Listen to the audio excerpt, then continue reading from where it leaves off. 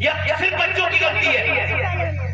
تو یہ بات دیکھی جائے گی کہ حضرت فضیل بن عیاض کو کم کریں بھائی، اس کا آواز بڑھائیں، کو کم کریں، بالکل کم نہ کریں، کم کریں مگر اور کم کریں، ٹریبل بڑھائیں، آواز بڑھائیں،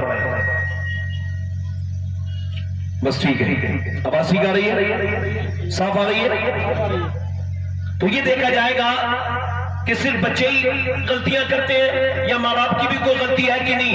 فضیل بن عیاض گھوڑے پہ بیٹھ کے جا رہے ہیں اور گھوڑے پہ بیٹھتے جب وہ جا رہے ہیں تو چلتے چلتے ان کا گھوڑا بھٹک گیا، بھٹکنا سمجھتے آؤٹ آف کنٹرول ہو گیا، تو انہوں نے گھوڑے کو چھوڑا اور انہوں نے باندھا ایک جگہ اور سجدے میں چلے کے رونے لگے۔ لوگوں نے دیکھا وہ رو رہے ہیں تو قریب گئے کہ حضور یہ گھوڑا پریشان کر رہا تھا، اس کو گھاس دکھاتے، اسے کھلاتے پلاتے پیار کرتے، یہ آپ نے نماز پڑھنا کی شروع کر دی اور آپ رو کیوں رہے تھے؟ تو آپ نے فرمایا کہ مجھے اپنے حضور کی حدیث یاد آ گئی، اللہ کے رسول فرماتے ہیں کہ جب کوئی بندہ اپنے مالک کا کہنا ماننا بند کر دیتا ہے تو اس کے نیچے والے اس کا کہنا ماننا چھوڑ دیتے ہیں۔ میں سمجھ گیا کہ ضرور میرا رب مجھ سے ناراض ہو گیا، مجھ سے کوئی نافرمانی ہو گئی ہے، جو میرا گھوڑا تک میری بات نہیں مان رہا ہے۔ تو میں نے پہلے یہ سوچا کہ پہلے رب کو مناؤں، اپنے مالک کی بارگاہ میں جھک گیا اور میں نے کہا میرے مالک ایسی کون سی خطا ہو گئی جو میرا گھوڑا بھی میرا کہا نہیں مان رہا ہے؟ پھر میں نے اس وجہ سے اللہ کو پہلے منایا کہ جب اللہ مان جائے گا تو پھر سب مان جائیں گے۔ اس کا مطلب صاف صاف ہے، جب بچے پہ کہنا نہ مانے، جب تمہارے چھوٹے بھائی تمہارا کہنا نہ مانے، جب تمہاری بیویاں تمہارا کہنا نہ مانے تو لڑنے جھگڑنے کی ضرورت نہیں ہے۔ سوچو کہ کتنا تم اپنے رب کا کہنا مانتے ہو، اور اگر تم اپنے رب کے نافرمان ہو تو ادھر ادھر نہ جاؤ، رونا بند کرو۔ اگر رونا ہے تو رب کے سامنے جا کے رو اور اس سے کہو پروردگار میری خطاؤں کو معاف کر دے، تو مجھ سے راضی ہو جا۔ اگر پروردگار راضی ہو گیا تو یہ سمجھو پوری دنیا راضی ہو جائے۔ نعرہ تکبیر، نعرہ رسالت، نعرہ غوثیت، ذکر شہید اعظم سید شباب میں حضور صاحب قبلہ، نعرہ تکبیر۔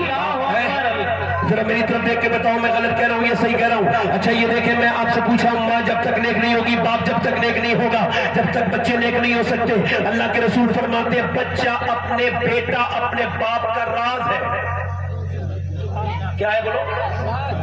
راز سے ہمارے بزرگوں نے کیا لکھا ہے؟ وہ کہ اس کا مطلب یہ ہے کہ جو باپ چھپ کے کرتا ہے کبھی کبھی بیٹا کھل کے کر دیتا ہے۔ جی نہیں، باپ بالکل عام سا انسان ہے اور بیٹا عالم بن کے چمک گیا، مطلب باپ کی محنتیں، مشقتیں، باپ کی ساری کمائی بیٹا تھا، بیٹے کو اللہ نے اتنا بلند کر دیا کہ اپنے باپ کی آنکھوں کا نور بن گیا۔ اور باپ اندر اندر گناہ کرتا تھا مگر بیٹے نے ایسا گناہ کر دیا کہ ہمارے خاندان کی عزت، کبھی کبھی ایسا ہوتا ہے، کبھی کبھی ایسا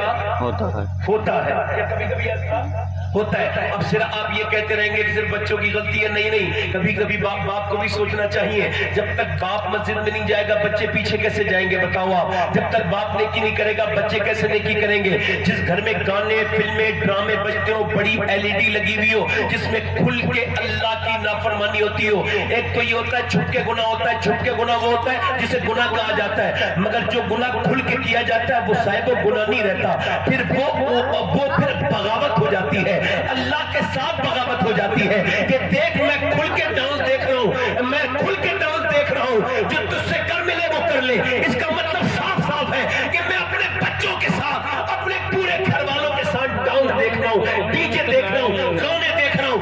یہی وجہ ہے کہ مسلمان لڑکے برباد ہو چکے ہیں، ان کی تنہائیاں برباد ہے۔ خدا کی قسم کھا کے کہتا ہوں کچھ بچے ہوں گے جنہیں اللہ نے بچایا ہوگا، ورنہ تو موبائلوں کی نظر ہو گئے، گندی فلمیں، تصویریں۔ یہ کہتے ہوئے بڑی تکلیف ہے، درد ہے، بہت زیادہ افسوس ہے کہ اب جوانوں کی نظروں میں حیا باقی نہیں رہ گئی ہے۔ موبائل نے حیا ساری چھین لی، موبائل برباد کر کے چلا گیا میری نسل کے نوجوانوں کو۔ میں آپ سے بس یہی کہنا چاہتا ہوں، میں آپ کو بتانا چاہتا ہوں، یہ جتنے کھڑے ہو کے پیشاب کرتے ہیں، یہ کانوں میں لیڈ لگا کے جو گانے سنتے ہیں، ان سب کی ماں سے پوچھو کہ جب یہ پیٹ میں تھے تو تم نے فلمیں دیکھی تھی کہ نہیں دیکھی تھی؟ اقبال کہتا ہے لوگ مجھ سے آ کے کہتے ہیں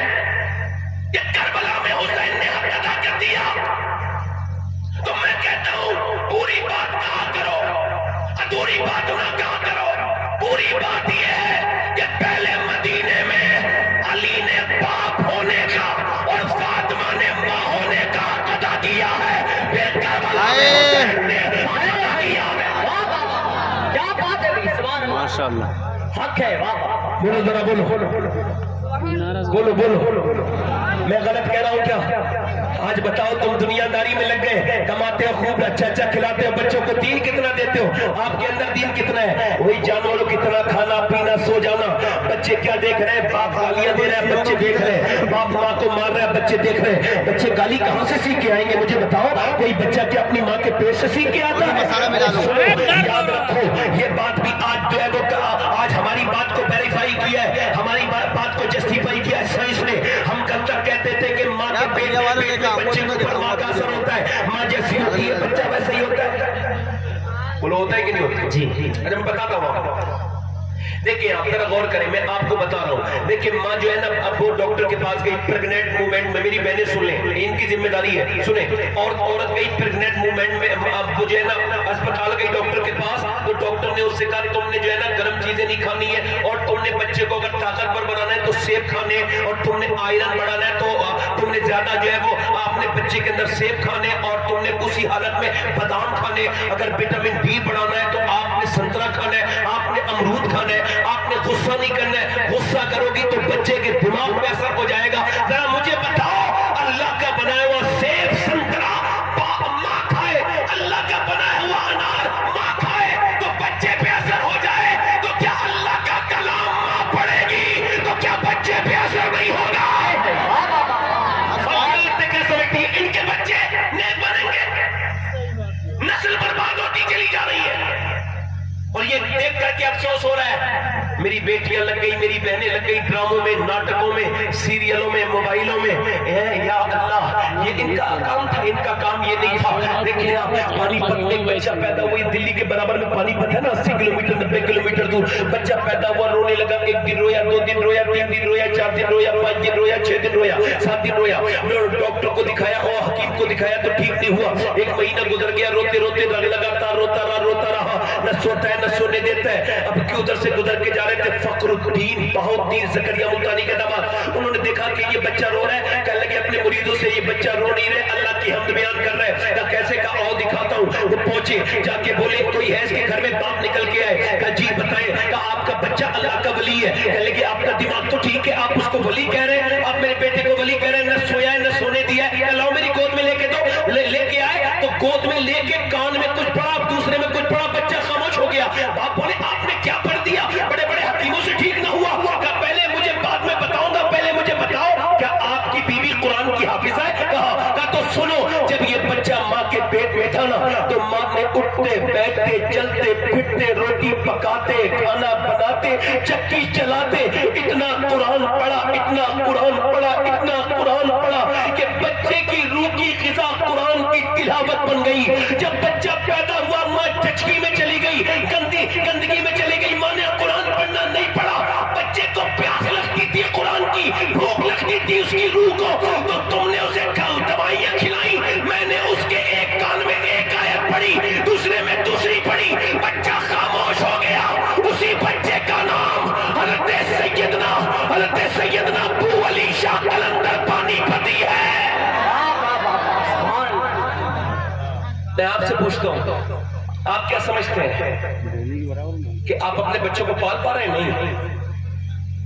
اگر آپ کے بچوں کو اعلیٰ حضرت فرماتے ہیں کہ جب بچہ پیدا ہو، عورت پہلی بار بچے کو دودھ پلائے نا، تو سیدی سرکار اعلیٰ حضرت فرماتے ہیں کہ جب بچے کو پہلی بار فیڈنگ کرائے فرسٹ ٹائم، تو فرماتے ہیں وہ اپنا دودھ پلائے اور منہ سے درود پڑھ دے۔ فرماتے ہیں اگر وہ ایسا کرنا شروع کر دے نا تو اللہ اس کے بچے کو عاشق رسول بنا دیتا ہے۔ ایک بزرگ کہتے ہیں، میری طرف توجہ کریں، ایک بزرگ کہتے ہیں میری ماں نے روٹی بنانی تھی، روٹی کیا بنانی تھی؟ بولو روٹی بنانی تھی، روٹی بناتے بناتے میری ماں نے مجھ سے کہا نماز پڑھنے چلا جا۔ کہتی میں چھوٹا تھا 10 سال کا 9 سال کا، میں نہیں بولے نماز پڑھنے جا، کہتے میں نہیں گیا۔ پھر میری ماں بولی نماز پڑھنے جا، میں نہیں گیا۔ اسے غصہ آ گیا، اس نے ساری روٹی اٹھی ادھر ادھر پھینک، اس اٹھی تو پھینک گر گئی روٹیاں ادھر ادھر، اس نے روٹی کی پرواہ نہ کی، اس نے چیمٹا میرے سر پہ مارا، سر پھٹ گیا، بیٹھ گیا اندر، میں ایک دم رو لگا، اماں جا رہا ہوں، اس نے میرے سر پہ دوپٹہ باندھا۔